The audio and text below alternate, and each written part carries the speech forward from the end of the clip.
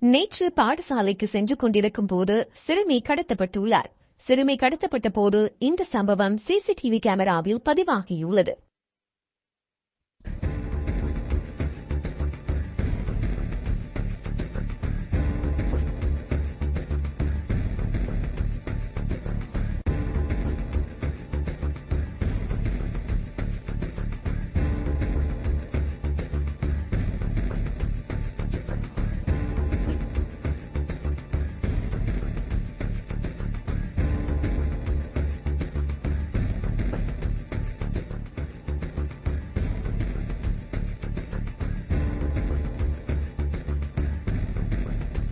சிறுமியின் உறவுமுறை சகோதரர் ஒருவரை சிறுமியை கடத்தியுள்ளதாக போலீசார் தெரிவிக்கின்றனர்.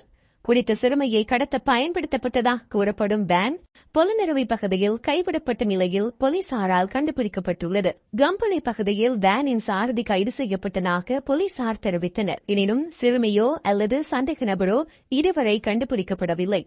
இதேவேளை கடத்தல் சம்பவத்தை பார்த்த இளைஞர் ஒருவர் தனது உயிரையும் பொருட்படுத்தாமல் சிறுமியை பாதுகாக்க எடுத்த முயற்சியும் சிசிடிவியில் பதிவாகியுள்ளது.